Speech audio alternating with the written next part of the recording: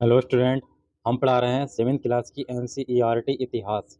और इस इतिहास में आज हमारा है अध्याय 4। इससे पहले हमने अध्याय 3 के बारे में चर्चा की थी। आज है अध्याय 4। अध्याय 4 में हम पढ़ेंगे मुगल साम्राज्य की स्थापना किस तरीके से होती है और इसकी स्थापना कौन करता है। तो बेसिकली इसकी स्थापना जो है 16वीं सदी से इसकी स्थापना मानी जाती है और 1526 ईस्वी के आसपास मुगल साम्राज्य की स्थापना होती है। तो आइए हम इसके बारे में चर्चा करते हैं, मुगल साम्राज्य की स्थापना कैसे हुई और कहाँ तक ये फैला। मध्यकाल में किसी भी शासक के लिए भारतीय उपमहाद्वीप जैसे बड़े क्षेत्र पर जहाँ लोगों एवं संस्कृतियों में इतनी अधिक विविधताएं हों, शासन कर पाना अत्यंत ही कठिन कार्य था। अपने पूर्ववर्तियों के विपरीत मुगलों ने एक साम्राज्य की स्थापना की और वे कार्य पूरा किया जो अब तक केवल छोटी अवधियों के लिए ही संभव जान पड़ता था। 16वीं सदी के उत्तरार्ध से इन्होंने दिल्ली और आगरा से अपने राज्य का विस्तार शुरू किया। यानी कि 16वीं सदी में इन्होंने कहाँ से शुरू किया? दिल्ली और आगरा से इन्होंने अपना विस्तार शुरू किया। फिर ये जो आपकी शताब्दी आ गई 17वीं, वहाँ तक ये पूरा फैल जाएगा मुगल साम्राज्य।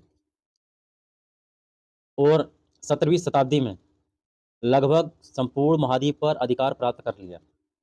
उन्होंने प्रशासन के ढांचे तथा शासन संबंधी जो विचार लागू किए भी उनके राज्य के पतन के बाद भी टिके रहे। यानी कि जो भी उन्होंने नियम कानून लागू किए जब मुगल साम्राज्य समाप्त हो गया तो उसके बाद भी उनके नियम और कानून इसी तरीके से बने रहे। यह एक ऐसी राजनीतिक धरोहर थी जिसके प्रभाव से उपमहाद्वीप में उनके पश्चात यानी कि उनके बाद आने वाले शासक अपने को अछूता न रख सकें।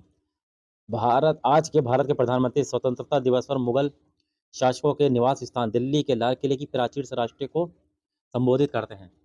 दिल्ली का लाल किला जिसको किसने बनवाया था? शाहजहां ने बनवाया था। तो वहाँ पर भारत के प्रधानमंत्री झंडा फहराते हैं। ठीक। चित्र 1 में आप देख सकते हैं ये रहा लाल किला आपका। ये लाल किला का चित्र है जो कहाँ पर स्थित है? दिल्ली में। ठीक है। इसको बनवाया किसने था? शाहजहां ने। तो झंडा यहाँ पर प्रधानमंत्री जी फहराते हैं। ठीक है। अब इसके बाद मुगल कौन थे? यदि मुगलों की बात करें तो मुगल बेसिकली दो वंशज थे। दो वंशज कौन कौन से थे वो? मुगल की बात करें माता की ओर से वे चीन, माता की ओर से वे चीन के और मध्य एशिया के मंगोल शासक चंगेज खान जिसकी मृत्यु 1227 ईस्वी में हो गई थी के उत्तराधिकारी थे। यानी कि अगर बात करें बाबर जैसे आता है तो उसकी रगों में दो लोगों का खून दौड़ रहा था।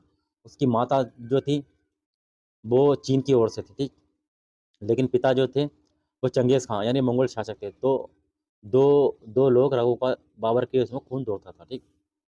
पिता की ओर से वे ईरान, इराक एवं वर्तमान तुर्की के शासक तैमूर जिसकी मृत्यु 1404 ईस्वी में हो गई थी के वंशज थे। परंतु मुगल अपने को मुगल या मंगोल कहलवाना पसंद नहीं करते थे। ये अपने आप को मुगल या मंगोल कहलाना पसंद नहीं करते थे। ऐसा इसलिए था क्योंकि चंगेज खान से जुड़ी स्मृतियां सैकड़ों व्यक्तियों के नरसंहार से संबंधित थी।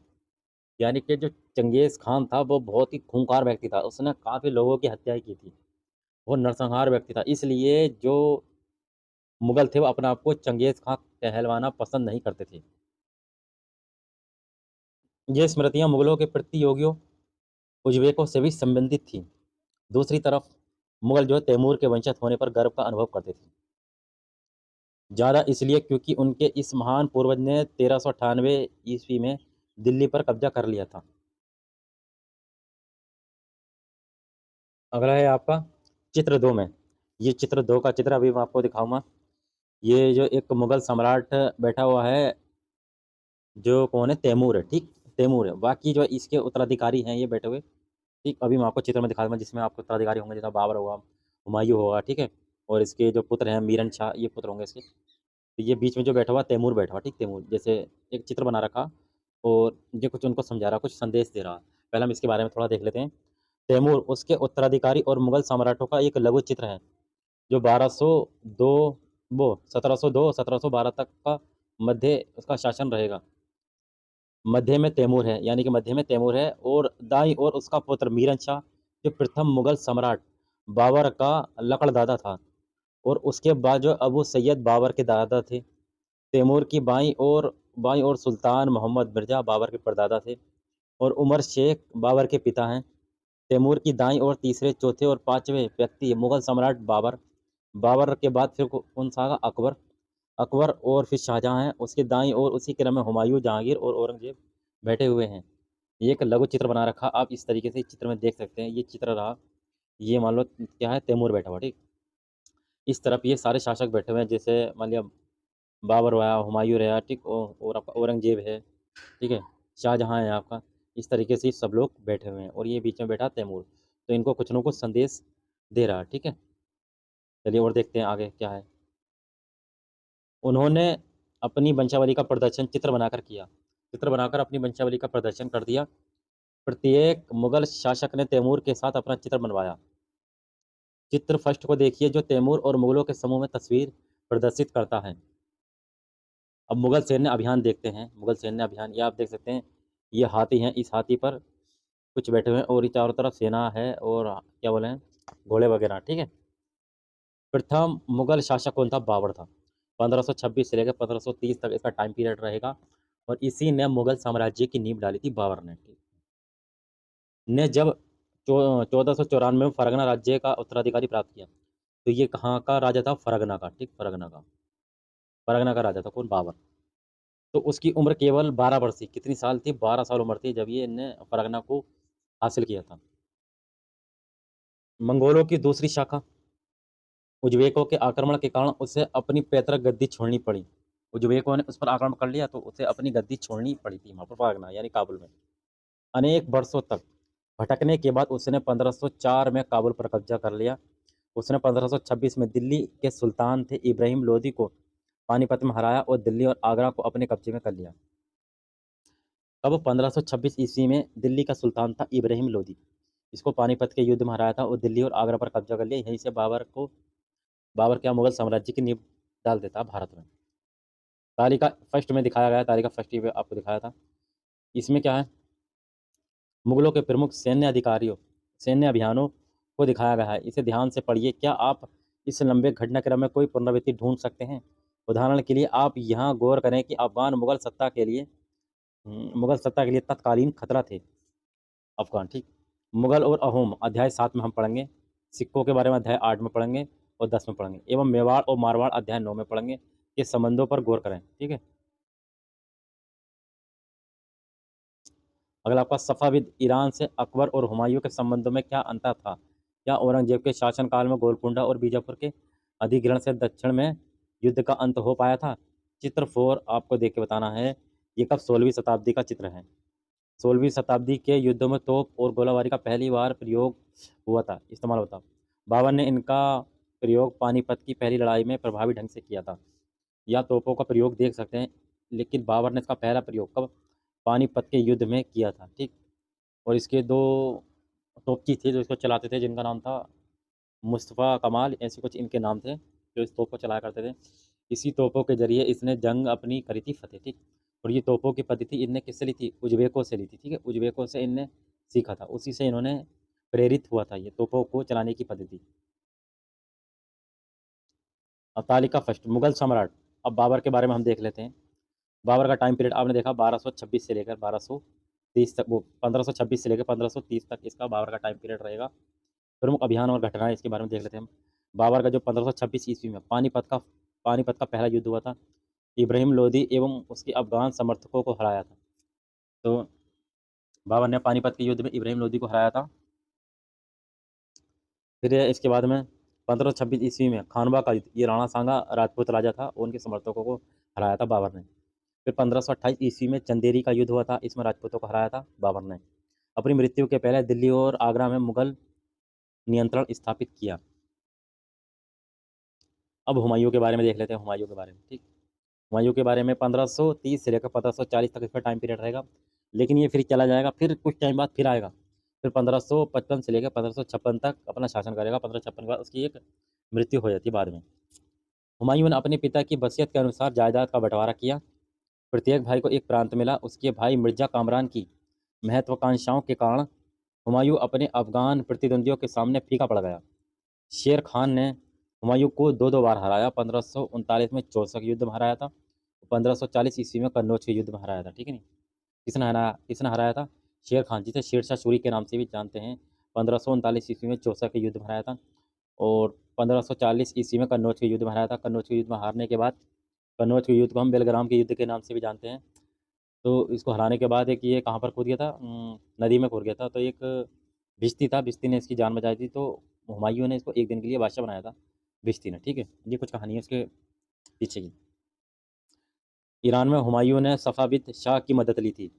किसकी मदद ली थी? सफ़ाविद शाह की मदद ली थी। उसने उसने 1555 में पुनः दिल्ली पर कब्जा कर लिया, परंतु उसके अगले वर्ष ही एक इमारत में दुर्घटना में उसकी मृत्यु हो गई।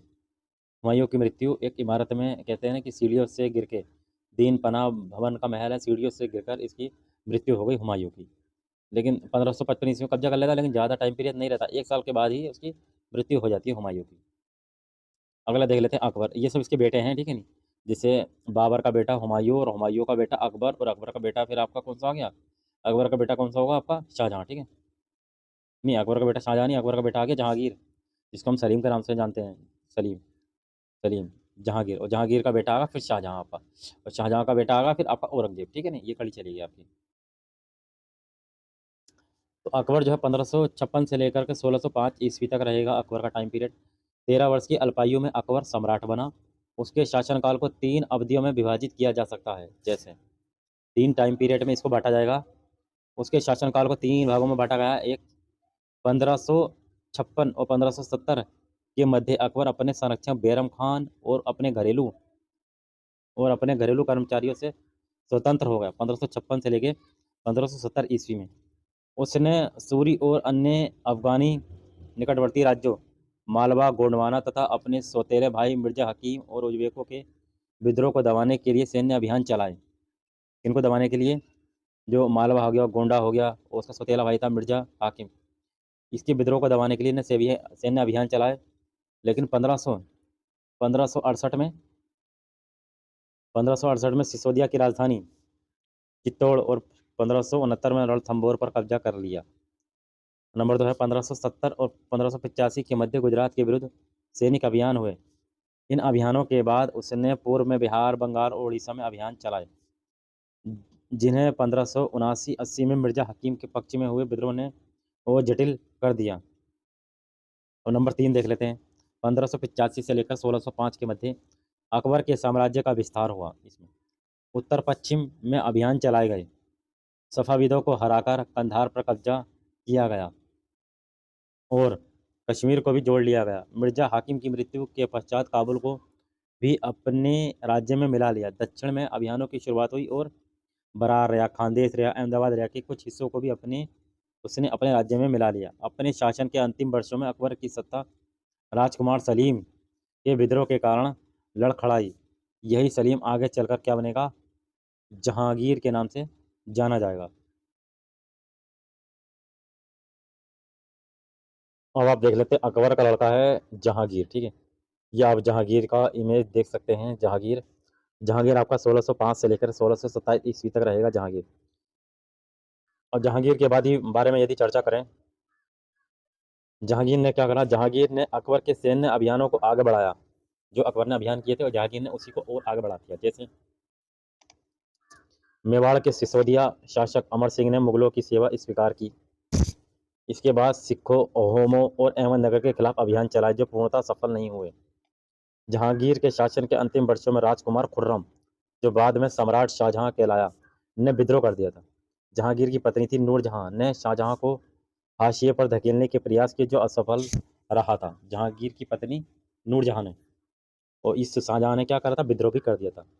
अब पढ़ते हैं शाहजहां के बारे में। शाहजहां का पहले आपको इमेज देख लेते हैं। ये शाहजहां का इमेज आप देख सकते हैं। उस समय के एक चित्रकारों ने बनाया था, उस समय के टाइम पीरियड में। ठीक, एक ये लघु चित्र है शाहजहां का। अब इसके बारे में हम देख लेते हैं शाहजहां के बारे में। शाहजहां का यदि टाइम पीरियड की बात करें तो इसका टाइम पीरियड है 1627 से लेकर 1658 तक। दक्षिण में शाहजहां के अभियान जारी रहे। अफगान अभिजात खान जहान लोधी ने विद्रोह किया और वे पराजित हुआ। अहमदनगर के विरुद्ध अभियान हुआ, जिसमें बुंदेलों की हार हुई और ओरछा पर कब्जा कर लिया गया। उत्तर पश्चिम में बल्ख पर कब्जा करने के लिए उज्बेकों के विरुद्ध अभियान हुआ, जो असफल रहा। परिणाम स्वरूप कंधार पर सफाविदों के हाथ में चला गया। 1632 में अंततः अहमदनगर को मुगलों के राज्य में मिला लिया गया और बीजापुर की सेनाओं ने सुलह के लिए निवेदन किया। यानी अभिजात खान जहां लोधी ने विद्रोह कर दिया, लेकिन शाहजहां ने इसको भी दबा दिया, इसके विद्रोह को, ठीक। फिर उसके बाद अहमदनगर का अभियान हुआ, अहमदनगर अभियान को भी इसने दबा दिया, जिससे बुंदेलों की हार हो गई और ओरछा पर इन्हें शाहजहां ने कब्जा कर लिया। फिर इसने क्या करा, उज्बेकों के विरुद्ध युद्ध जारी किया, लेकिन उज्बेक जो बहुत शक्तिशाली थे, लेकिन उनसे किया, लेकिन इनसे क्या असफल रहा। तो फिर ये कंधार से किसके, सफाविदों के हाथ में चला गया, ठीक।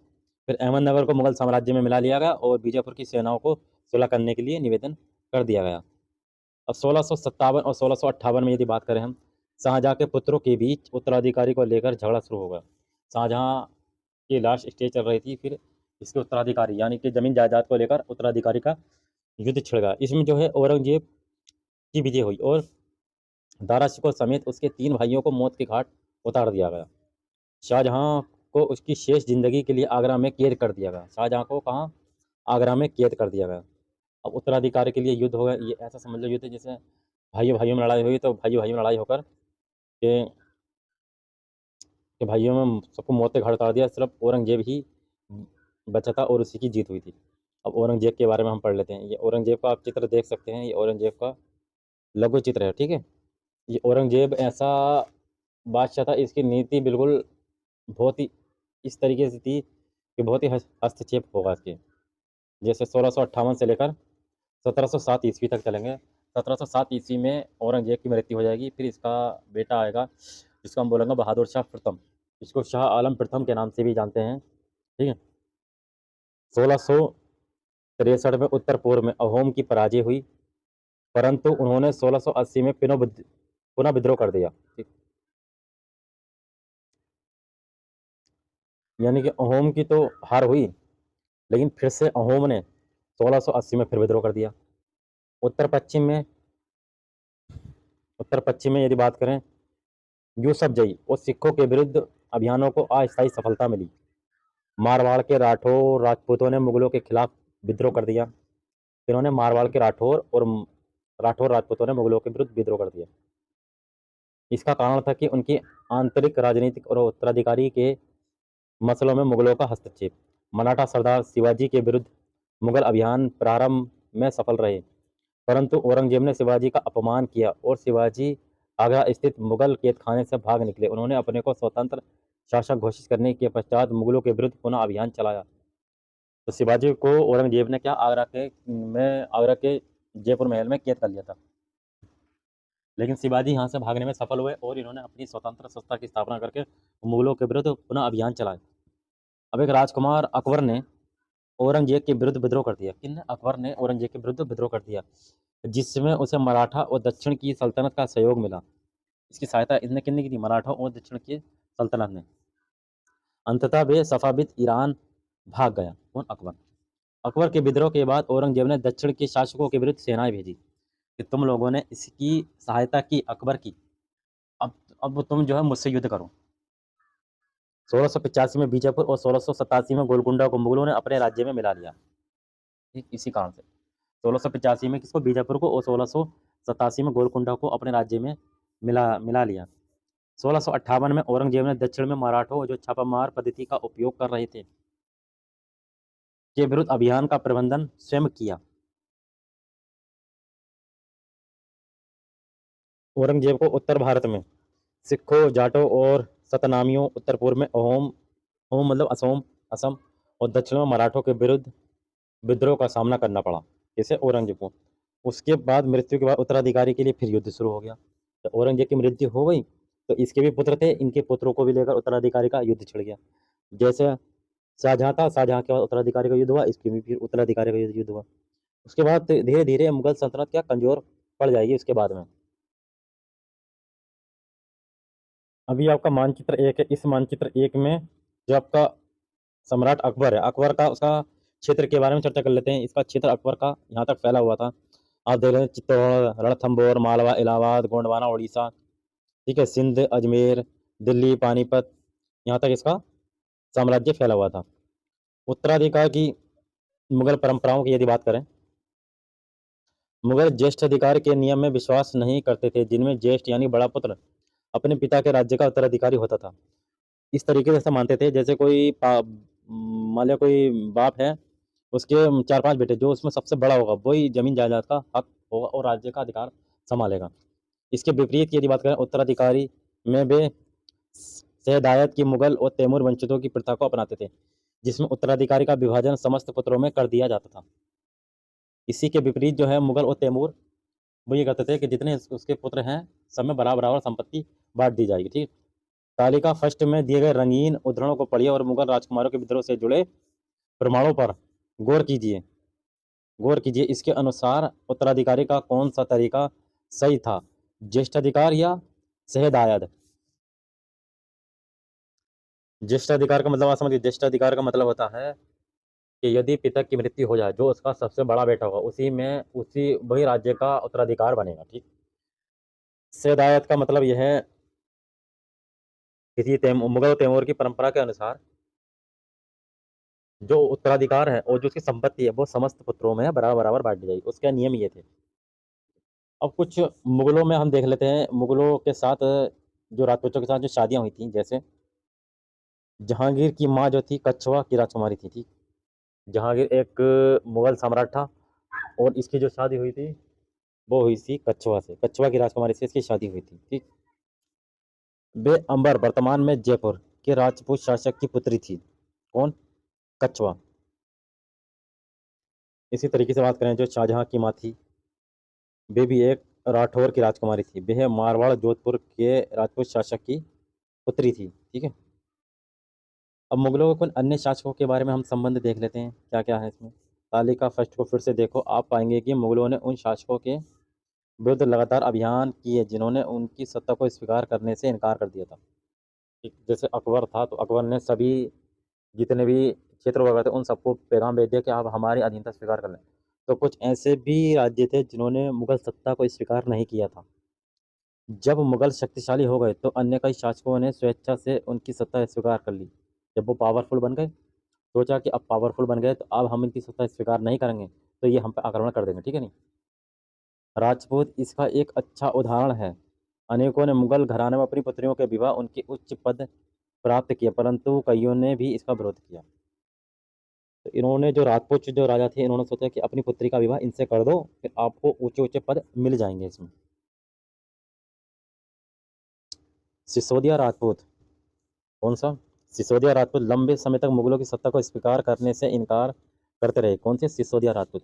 परंतु जब वे हारे तो मुगलों ने उनके साथ सम्माननीय व्यवहार किया और उन्हें काफ़ी जागीरें वतन जागीर के रूप में वापस कर दी। पराजित करने के बाद परंतु अपमानित न करने के बीच सावधानी से बनाए गए संतुलन की वजह से मुगल भारत के अनेक शासकों और सरदारों पर अपना प्रभाव बढ़ा पाए। परंतु इस संतुलन को हमेशा बरकरार रखना कठिन था। एक बार फिर तालिका फर्स्ट देखें, गौर करें कि जब शिवाजी मुगल सत्ता स्वीकार करने आए तो औरंगजेब ने उनका अपमान किया। इस अपमान का आप क्या परिणाम हुआ है? यानी कि सिसोदिया जो वंश थे, जिन्होंने मुगल सत्ता को स्वीकार नहीं किया था, बहुत टाइम पीरियड के बाद, लंबा टाइम पीरियड चला, लेकिन मुगलों ने जब इनको हरा दिया तो इन्होंने इनकी सत्ता को स्वीकार कर दिया, क्योंकि फिर मजबूरी थी। लेकिन उसके बाद में मुगलों ने क्या करा, उनकी संपत्ति जागीरें वतन सम्मान के रूप में वापस कर दी और उनको सम्मानित किया। मनसबदार और जागीर किसे कहते हैं? मनसबदार और जागीर के बारे में हम देख लेते हैं। मनसबदार और जागीर का क्या अर्थ है? जैसे जैसे साम्राज्य में विभिन्न क्षेत्र सम्मिलित होते गए, वैसे वैसे मुगलों ने तरह तरह के सामाजिक समूह के सदस्यों को प्रशासन में नियुक्त करना आरंभ कर दिया। जब मुगल साम्राज्य में लोग शामिल होते रहेंगे तो उनका शासन प्रशासन चलाने के लिए कोई तो होगा ना, तो उनकी देखरेख के लिए उन्हें प्रशासन में नियुक्त करने के लिए सामाजिक तरह के कार्यों को करने के लिए मनसबदार और जागीरदार नियुक्त कर दिए। शुरू शुरू में वे ज़्यादातर जो थे सरदार व तुर्की तुरानी थे, लेकिन अब इस छोटे समूह के साथ साथ उन्होंने शासक वर्ग में ईरानी, भारतीय, मुसलमान, अफगान, राजपूत, मराठा और अन्य समूह को सम्मिलित किया। मुगल की सेवा में आने वाले नौकरशाह मनसबदार कहलाए, ठीक। तो पहले जो इसमें ज़्यादातर शामिल होते थे वो कौन थे? तुर्की लोग हुआ करते थे। लेकिन उसके बाद जो है फिर मुसलमान, अफगान, राजपूत, मराठा और सभी को इसमें शामिल किया। लेकिन जो मुगलों की सेवा में जो नौकरशाह हुआ करते थे उनको हम बोलते थे मनसबदार, ठीक है। मनसबदार किसे बोलते थे? नौकरशाह को हम बोलते हैं। मनसबदार शब्द का प्रयोग ऐसे व्यक्तियों के लिए होता है जिन्हें कोई मनसब यानी कोई सरकारी हैसियत अथवा पद मिलता था। ये मुगलों द्वारा चलाई गई श्रेणी व्यवस्था थी, जिसके जरिए फर्स्ट पद, सेकंड वेतन एवं थर्ड सैन्य उत्तराधिकारी निर्धारित किए जाते थे। यानी मनसबदार का जो मतलब है, मनसबदार का मतलब है मुगलों की जो सेवा करेगा, यानी मुगलों की सेवा करने वाला। मुगलों की सेवा करने वाले नौकरशाही होगा तो उसको हम बोलेंगे मनसबदार। तो ये मनसबदार जो उनकी सरकारी हैसियत के हिसाब से पद मिलता था। तो जैसे फर्स्ट पद और सेकंड में वेतन और थर्ड पद सैन्य उत्तराधिकारी निर्धारित किए किए जाते थे। पद और वेतन का निर्धारण जात की संख्या पर निर्भर था। किसकी संख्या पर? जात की संख्या पर निर्भर था। जात की संख्या जितनी अधिक होती थी, दरबार में अभिजात की प्रतिष्ठा उतनी ही बढ़ती जाती थी और उसका वेतन भी उतना ही अधिक होता था। यानी कि जात का मतलब ये हो गया कि एक व्यक्ति के बाद यदि 1000 जात हैं, ठीक है नहीं, दूसरे व्यक्ति के पास यदि 5500 जात हैं, तो सबसे ज़्यादा जात किसके पास है? एक व्यक्ति को, तो इसे सबसे ज़्यादा ऊंचा पद दिया जाएगा। ये जाति जैसे ऐसे मान लो कि आप इस तरीके से मान सकते हैं कि जिसके पास ज़्यादा संपत्ति होगी तो उसकी प्रतिष्ठा उतनी ही अधिक होगी, ठीक है नहीं।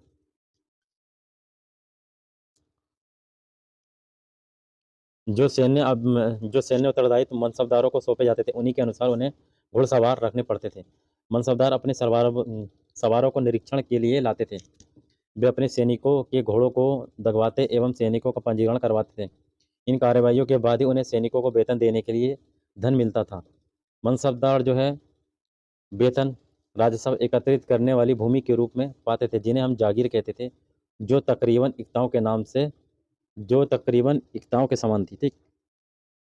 तो जागीर किसे कहते हैं? जागीर आप समझ गए, जागीर किसे कहते हैं?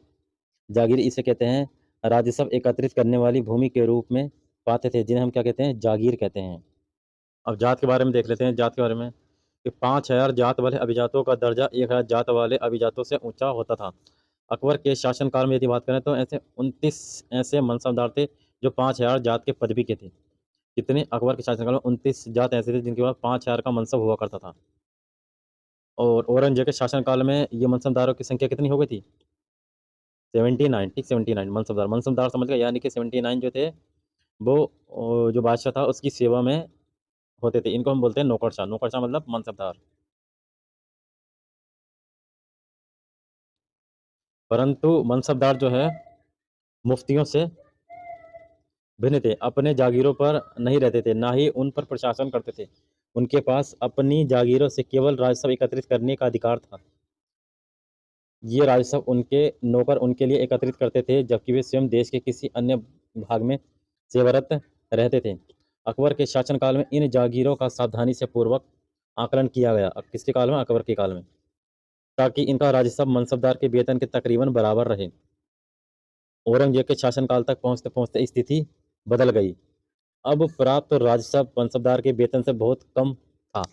मनसबदारों की संख्या में भी अत्यधिक वृद्धि हुई, जिसके कारण उन्हें जागीरें मिलने से पहले एक लंबा इंतजार करना पड़ता था। इन सभी कारणों से जागीरों की संख्या में कमी हो गई।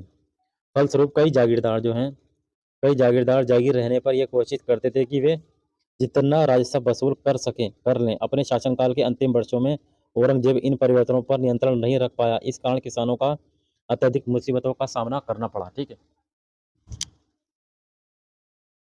तो औरंगजेब के शासनकाल में जागीरदारों ने मैक्सिमम राजस्व वसूल किया। इस पर औरंगजेब ने कंट्रोल नहीं कर पाया, और जब ये मैक्सिमम राजस्व वसूल कर दिया तो जो किसान थे उनको अत्यधिक मुसीबतों का सामना झेलना पड़ा। अब हम एक चित्र देख लेते हैं। चित्र 5 में अपने सवारों के साथ एक मनसबदार अभियान पर। चित्र 5 में देख लेते हैं। एक सवार है, ये एक घोड़े पर सवार हैं, जा रहे हैं, और इनके साथ में जो चल रहे हैं वो क्या चल रहे हैं? मनसबदार चल रहे हैं, ठीक है नहीं, मनसबदार। शाहजहां के राजकाल के एक लघु चित्र के ब्यौरे। यहाँ जहांगीर के समय के भ्रष्टाचार को दिखाया गया है। नंबर फर्स्ट, भ्रष्टाचार अफसर रिश्वत लेते हुए, और नंबर 2 है एक एक कर अधिकारी गरीब किसानों को सजा देते हुए। चित्र 6 में ये दिखाया गया। चित्र 6 में हम देख लेते हैं। ये नंबर 2 एक कर अधिकारी है गरीब किसानों को सजा देते हुए। ये आप देख सकते हैं। ये राजा है, ये कोई गरीब किसान है, इसको क्या दे रहा? सजा दे रहा, ठीक है नहीं, सजा दे रहा। और दूसरा जो है आपका, एक अधिकारी गरीब किसानों को सजा दे रहा, और दूसरा का भ्रष्ट अफसर क्या है? रिश्वत ले रहा, ठीक है। ये अफसर इससे क्या ले रहा है? रिश्वत ले रहा है। ये आप देख सकते हैं इस चित्र के माध्यम से। अब जब्त और जागीरदार हम पढ़ते हैं, जब्त और जागीरदार। जब्त और जमींदार। मुगलों की आमदनी का प्रमुख साधन किसानों की उपज से मिलने वाला राजस्व था। तो मुगलों की आमदनी क्या होगी? राजस्व। ठीक। अधिकतर स्थानों पर किसान ग्रामीण कुलीनों यानी कि मुखिया या स्थानीय सरदारों के माध्यम से राजस्व देते थे। समस्त मध्यस्थों के लिए, चाहे वे स्थानीय ग्राम के मुखिया हों या फिर शक्तिशाली सरदार हों, मुगल एक ही शब्द जमींदार का प्रयोग करते थे।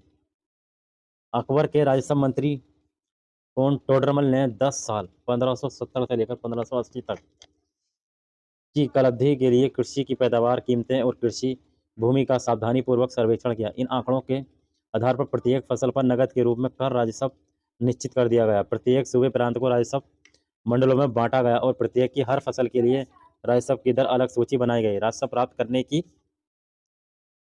इस व्यवस्था को जब्त कहा गया। जब्त कहा गया। ठीक। ये व्यवस्था उन स्थानों पर प्रचलित थी जहां पर मुगल प्रशासनिक अधिकारी भूमि का निरीक्षण कर सकते थे और सावधानीपूर्वक उनका हिसाब रख सकते थे। ऐसा निरीक्षण गुजरात और बंगाल जैसे प्रांतों में संभव नहीं हो पाया। तो ये जो व्यवस्था है कहाँ पर लागू नहीं हो पाई? गुजरात, बंगाल में लागू नहीं हो पाई। कुछ क्षेत्रों में जमींदार इतने शक्तिशाली थे कि मुगल प्रशासकों द्वारा शोषण किए जाने की स्थिति में विद्रोह कर सकते थे। कभी कभी एक ही जाति के जमींदार और किसान मुगल सत्ता के खिलाफ मिलकर विद्रोह कर देते थे। 17वीं शताब्दी के आखिर से ऐसे किसान विद्रोह ने मुगल साम्राज्य के स्थायित्व को चुनौती दे दी। यानी कि कुछ क्षेत्रों को जमींदार तो इतने शक्तिशाली थे, यदि मुगल इनसे कोई राजस्व इकट्ठा करने के लिए आए तो उन्हीं के खिलाफ ये विद्रोह कर देते थे जमींदार। ठीक है नहीं, इतने शक्तिशाली थे कुछ क्षेत्रों के जमींदार। अकबर और आईने अकबरी। ठीक है, ये अकबर बैठा हुआ, बादशाह अकबर। अब देख लेते हैं। अकबर ने अपने करीबी मित्र और दरबारी अबू फजल को आदेश दिया कि वे उसके शासनकाल का इतिहास लिखे। किससे लिखा? अबू फजल। अबू फजल ने अकबर का इतिहास लिखा। अबू फजल ने ये इतिहास 3 जिल्दों में लिखा है और इसका शीर्षक है अकबरनामा। पहली जिल्द में अकबर के पूर्वजों का बयान है और दूसरी अकबर के शासनकाल की घटनाओं का विवरण देती है और तीसरी जिल्द आईने अकबरी है। यानी कि अबू फजल ने जो अकबरनामा लिखा है इसको 3 भागों में बांटा गया है। कितने भागों में? 3 भागों में। पहले भाग में जो इसने जो लिखा है, अकबर से पहले के जो पूर्वज जो गुजरे हैं उनके बारे में चर्चा की गई है। दूसरे पार्ट में अकबर की शासनकाल के बारे में चर्चा की गई है। और तीसरे जिल्द में इन आईने अकबरी है जो उसमें प्रशासन और उसके घराने और उसके राजस्व संबंधी, प्रशासन, घराने, जय सेना और राजस्व संबंधी साम्राज्य के भूगोल का ब्यौरा इसमें मिलता है। इसमें समकालीन भारत के लोगों की परंपराओं और संस्कृतियों का भी विस्तृत वर्णन है। आईने अकबरी का सबसे रोचक आयाम है विभिन्न प्रकार की चीज़ों, फसलों, पैदावार, कीमतों, मजदूरी और राजस्व की संख्या का विवरण करना। इस तीसरे पार्ट में लिखा गया। अबू फजल ने अकबरनामा लेते हुए, तो ये आपके अबू फजल बैठे हुए हैं, अबू फजल बैठे हुए हैं, ये बादशाह अकबर है और ये क्या ले रहे हैं? अकबरनामा लेते हुए। ठीक है नहीं, ये बाकी की प्रजा बैठी हुई है, ये आप चित्र में देख सकते हैं। अकबर की नीतियाँ क्या रही हैं एक नज़दीक से हम देख लेते हैं। प्रशासन के मुख्य अभिलक्षण अकबर ने निर्धारित किए थे और इनका विस्तृत वर्णन अबू फजल की अकबरनामा विशेषकर आईने अकबरी में मिलता है। ठीक है। अबू फजल के अनुसार साम्राज्य कई प्रांतों में बटा हुआ था जिन्हें सूबा कहा जाता है। सूबा का मतलब कि जो साम्राज्य कई प्रांतों में बटा हुआ था। सूबे के जो प्रशासक थे वो क्या कहलाते थे? सूबेदार कहलाते थे, जो राजनीतिक और सैनिक दोनों प्रकार के कार्यों का निर्वाह करते थे।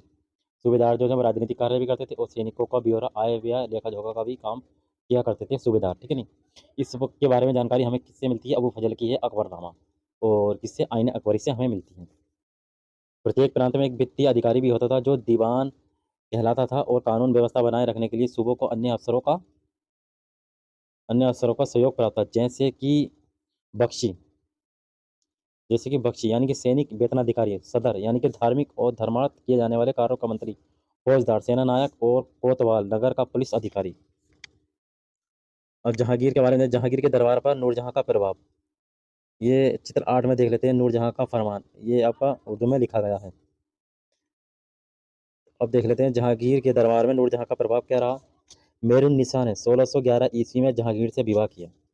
1611 ईस्वी में किसने? मेहरुन्निसा ने विवाह किया।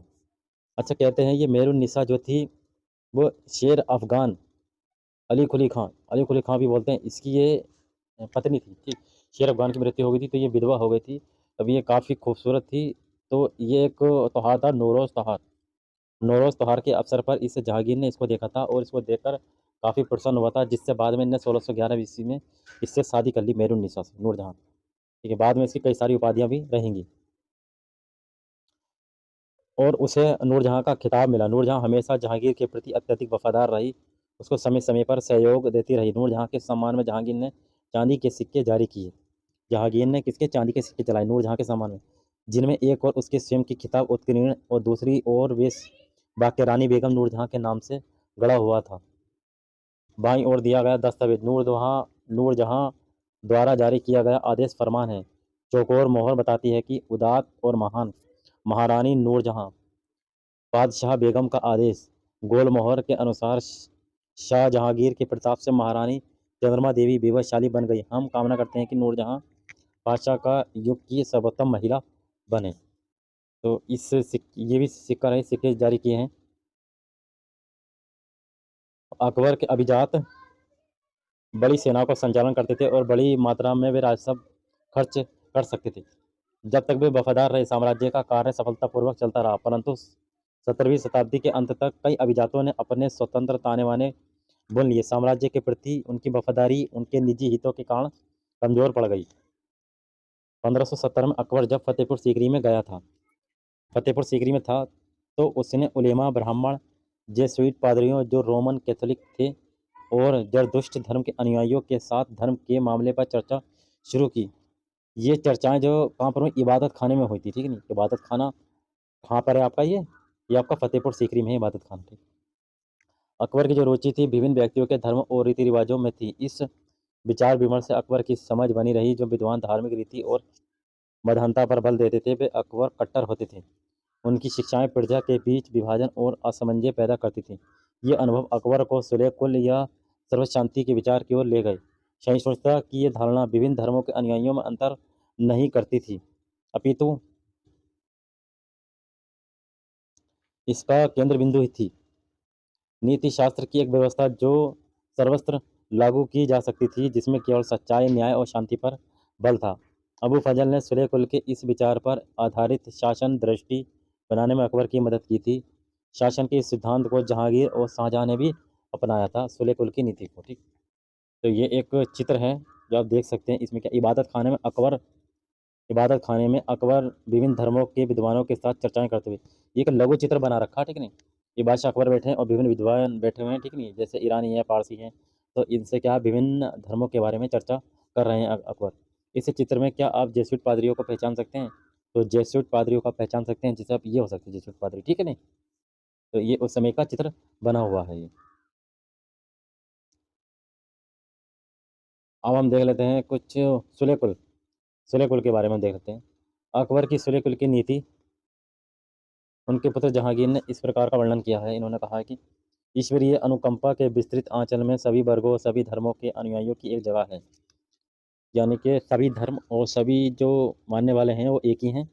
इसीलिए उनके विशाल साम्राज्य में, जिसकी चारों ओर की सीमाएं केवल समुद्र में से ही निर्धारित होती थीं, विरोधी धर्मों के अनुयायियों और तरह तरह के अच्छे बुरे विचारों के लिए जगह थी। यह असहिष्णुता का मार्ग बंद था। यहाँ सुन्नी और शिया एक ही मस्जिद पर इकट्ठे होते थे। ईसाई और यहूदी एक ही गिरजे में प्रार्थना करते थे। उसने सुसंगत तरीके से सार्वजनिक शांति सुलह कुल के सिद्धांत का पालन किया है। सुलह कुल में यह है सभी धर्म के लोग, जैसे जो आपके ईसाई लोग हैं वो गिरजाघर में जाते हैं, ठीक, प्रार्थना करते हैं। और जो सुन्नी और शिया होते हैं वो मस्जिद में एक जगह इकट्ठे होते हैं। तो एक सुलह कुल, एक शांति की स्थापना की जा सकती है कि आप सुलह कुल में बैठकर अपने धर्म के बारे में विचार कर सकते हैं। अब बात करें 17वीं शताब्दी में और उसके पश्चात मुगल साम्राज्य के बारे में, ठीक। मुगल साम्राज्य की प्रशासनिक और सैनिक कुशलता के फलस्वरूप आर्थिक और वाणिज्यिक समृद्धि में वृद्धि हुई। विदेशी यात्रियों ने इसे वैसा धनी देश बताया जैसे कि किस्से कहानियों में वर्णित होता रहा है। परंतु यही यात्री इसकी प्रचुरता के साथ मिलने वाली दरिद्रता को देखकर विस्मित रह गए। सामाजिक असमानताएं साफ दिखाई पड़ती थी कि शाहजहां के शासनकाल के 20वें वर्ष के दस्तावेजों से हमें पता चलता है कि ऐसे मनसबदार जिनको उच्चतम पद प्राप्त था, कुल 8,000 में से 445 ही थे। कुल मनसबदारों की एक छोटी सी संख्या 5.6% को ही साम्राज्य के अनुमानित राजस्व का 61.5% स्वयं उनके तथा उनके सवारों के वेतन के रूप में दिया जाता था। मुगल सम्राट और उनके मनसबदार अपनी आय का बहुत बड़ा भाग वेतन और वस्तुओं पर लगा देते थे। इस खर्चे से शिल्पकारों और किसानों को लाभ होता था, चूंकि वे वस्तुओं और फसल की पूर्ति करते थे, परंतु राजस्व का भार इतना था कि प्राथमिक उत्पादक किसान और शिल्पकारों के पास निवेश के लिए बहुत कम धन बचता था। इनमें से जो भी बहुत गरीब थे, मुश्किल से ही भर पेट पाते थे, वे उत्पादन शक्ति बढ़ाने के लिए अतिरिक्त संसाधनों में औजारों और अन्य वस्तुओं में निवेश करने की बात सोच भी नहीं सकते थे। ऐसी अर्थव्यवस्था में ज़्यादा धनी किसान, शिल्पकार के समूह, व्यापारी और महाजन ज़्यादा लाभ उठाते थे। यानी कि गरीब किसान इतने संसाधन लगाएगा तो उसको धन की आवश्यकता होगी, तो गरीब किसान इस बात को नहीं भी सोच सकता था। लेकिन जो धनी किसान यानी कि जो अमीर किसान होते थे, जो शिल्पकार होते थे, जो व्यापारी होते थे, वो इस संसाधन का ज़्यादा लाभ उठाया करते थे। मुगलों के कुलीन वर्ग के हाथों में बहुत धन और संसाधन थे, जिनके कारण 17वीं शताब्दी के अंतिम वर्षों में वे अत्यधिक शक्तिशाली हो गए। जैसे जैसे मुगल सम्राट की सत्ता पतन की ओर बढ़ती गई, वैसे वैसे विभिन्न क्षेत्रों में सम्राट के सेवक स्वयं ही सत्ता के शक्तिशाली केंद्र बनने लगे। इनमें से कुछ ने नए वंश स्थापित किए, हैदराबाद एवं अवध जैसे प्रांतों में अपना नियंत्रण जमाया। यद्यपि वे दिल्ली के मुगल सम्राट को स्वामी के रूप में मान्यता देते रहे। 18वीं शताब्दी के तक साम्राज्य के कई प्रांत अपनी स्वतंत्र सैनिक पहचान बना चुके थे। इनके बारे में हम 10वें अध्याय में विस्तार से चर्चा करेंगे। यानी कि औरंगजेब की जब मृत्यु हो चुकी और फिर उसके बाद में अलग अलग जगह में 17वीं शताब्दी का जब अंत होने लगा, 18वीं शताब्दी जब आई, तो अलग अलग प्रांत में अपने स्वतंत्र सत्ता की स्थापना करने लगे। जैसे अवध में कौन से आपके सादत खां, ठीक, और हैदराबाद में निजामुल मुल्क चिनकिज खां, ये अपनी स्वतंत्र सत्ता की स्थापना करने लगे। इसके बारे में हम चर्चा और चैप्टर अध्याय 10 में हम पढ़ेंगे, ठीक है। राजा और रानियों के बारे में हम देख लेते हैं। 16वीं सदी में मुगलों के लगभग समकालीन संसार के विभिन्न भागों में भी कई महान राजा रानियां थे। इनमें ओटोमन तुर्की के सुल्तान सुलेमान 1520 से लेकर 1566 शामिल हैं। उसके राज्य में ओटोमन राज्य का विस्तार यूरोप की ओर हुआ। उसने हंगरी को अपने राज्य के साथ मिला लिया और ऑस्ट्रिया को घेर लिया। उसकी फौजों ने बगदाद और इराक भी हथिया लिया। मोरक्को तथा उत्तरी अफ्रीका का बहुत बड़ा हिस्सा ओटोमन सत्ता को मानता था। सुलेमान ने ओटोमन नौसेना का पुनर्गठन किया। पूर्वी भूमध्य सागर के इलाकों पर इस नौसेना के प्रभुत्व की वजह से स्पेन के साथ उसकी प्रतिस्पर्धा हुई। अरब सागर में इस नौसेना ने पुर्तगालियों को चुनौती दी। सम्राट को अल कानूनी विधि निर्माता का खिताब दिया गया, क्योंकि उसके शासनकाल में बड़ी संख्या में नियम कानून बनाए गए थे। तो ओटोमन साम्राज्य का जो सुल्तान था सुलेमान, ठीक है, ये सुलेमान अपने साम्राज्य का विस्तार कर रहा था। कहाँ तक? यूरोप तक विस्तार करा। हंगरी को इन्होंने अपने साम्राज्य में ला लिया, ऑस्ट्रिया को घेर लिया, बगदाद इराक को भी हथिया लिया। काफ़ी क्षेत्र तक इसकी सीमा फैल गई। लेकिन जब इसने रोम स्पेन के साथ इसकी जब लड़ाई हुई, प्रतिस्पर्धा हुई, तो अरब सागर में नौसेना ने पुर्तगालियों को चुनौती दे दी, ठीक है। तो कुछ नियम कानून थे। इन नियमों का लक्ष्य ये था कि बढ़ते हुए साम्राज्य के विभिन्न क्षेत्रों को ध्यान में रखते हुए प्रशासनिक तरीकों का मानवीकरण हो, ताकि किसानों को बेकार और भारी करों से बचाया जा सके। आगे चलकर 17वीं शताब्दी में ओटोमन क्षेत्रों ने जब सार्वजनिक व्यवस्था का पतन हुआ, यानी कि समाप्त हुआ, तो सुलेमान कानूनी के काल को आदर्श शासनकाल के रूप में याद किया जाने लगा। अकबर के अन्य समकालीन शासकों के बारे में पता लगा। इंग्लैंड की शासक रानी एलिजाबेथ फर्स्ट 1558 से लेकर 1603 ईस्वी में, ईरान का सफाविद शासक अब्बास 1588 से लेकर 1629, और इनसे कहीं ज़्यादा विवादास्पद रूसी शासक जार इवान चतुर्थ बेसिलिएविच 1530 से लेकर 1584, जो इवान टी टेरिबल नाम से कुख्यात है, यानी कि प्रसिद्ध हैं। अब एक कल्पना करें, यदि आप बाबर और अकबर शासक बनने के समय आपकी ही उम्र के थे। कल्पना करें कि आपको पैतृक संपत्ति के रूप में एक राज्य प्राप्त होता है। आप अपने राज्य को स्थायी और समृद्ध कैसे बनाएंगे? यानी कि हम अपने दिमाग में ऐसे सोच सकते हैं, जैसे हमारे पिता के बाद उनकी जायदाद हमें मिलती है, तो हम किस तरीके से उस साम्राज्य का विस्तार करेंगे और कैसे हम उसका शासन प्रशासन चला सकते हैं, ठीक है।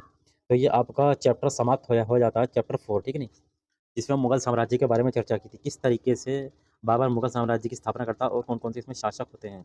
ये चैप्टर 4 आपका समाप्त हो गया। अब आपका चैप्टर 5 स्टार्ट होगा और 7th क्लास की एनसीईआरटी को हम कवर कर रहे हैं, इतिहास को। कुछ इसमें क्वेश्चन भी हैं, आप इसको देख सकते हैं वीडियो पॉज़ करके, ठीक है? ये आप इसमें देख सकते हैं, जैसे कौन-सा राजवंश ऐसा था जो उनने मतलब आत्मसमर्पण नहीं किया था, तो कौन था? सिसोदिया वंश था ना, ठीक है? तो इसी तरीके अब नूरजहाँ देख लेते हैं, नूरजहाँ। तो नूरजहाँ जो थी वो किसकी पत्नी थी? जहाँगीर की पत्नी थी। इस तरीके से आप देख सकते हैं। और कुछ और भी क्वेश्चन पूछे गए इसमें, जिससे रिक्त स्थान को भरिए। अकबर का सौतेला भाई मिर्ज़ा हकीम के राज्य की राजधानी क्या थी? इसके बारे में बताना आपको। दक्षिण की 5 सल्तनतें थीं, बरार, खानदेश, अहमदनगर, और क्या थी? 5 सल्तनत, 1, 2, 3, 4 हो गई, 5वीं आपको बतानी है। कुछ इम्पोर्टेंट शब्द हैं, इम्पोर्टेंट शब्द के बारे में हम यदि चर्चा करें तो क्या था? जैसे इम्पोर्टेंट शब्द में थी मुगल। तो मुगल बेसिकली कौन थे? 2 वंशज थे, एक चंगेज़ खां और एक मंगोल की तरफ से 2 वंशज थे, ठीक है ना? मनसबदार आज समझ गए? जो राजा की सेवा में जो सेवा किया करनी है, नौकरशाह हुआ करते थे, उनको बोलते थे मनसबदार। तो अकबर के मनसबदार में अकबर के शासनकाल में 29 मनसबदार थे। और यही जब औरंगज़ेब का टाइम पीरियड आता, तो उसमें मनसबदारों की संख्या बढ़ जाती है। जागीरदार आज समझ गए? अपने क्षेत्रों में जागीरदार हुआ करते थे, और इन जागीरदारों की मूलों से काफ़ी झड़प भी हुई है। जात समझ गए? जात आपका जिसके पास जितनी ज़्यादा की संख्या होगी, वही सबसे अधिक अनुष्ठान माना जाएगा। सवार भी आप समझ गए? सूले कुल समझ गए कि आप इबादत खाना में सभी धर्मों पर आप विचार कर सकते हैं। ज्येष्ठाधिकार आप समझ गए? ज्येष्ठाधिकार का मतलब ये होता है कि पिता की मृत्यु के बाद जो उसका बड़ा पुत्र होगा, वही उत्तराधिकारी बनेगा। शहदाद का मतलब होता, और जो मंगोल बच्चे तैमूर हैं, इन्होंने कहा था कि सब पुत्रों में बराबर-बराबर संपत्ति बाँटी जाएगी। शहदाद का मतलब ये होता। जब तो जमींदार आपने देख लिया, ठीक है? तो ये आपका चैप्टर समाप्त हो जाता है। ये कुछ क्वेश्चन हैं, इन क्वेश्चन के बारे में आप चर्चा कर सकते हैं। अब हमारा चैप्टर चालू होगा, चैप्टर 5 में पढ़ेंगे हम शासक और इमारत के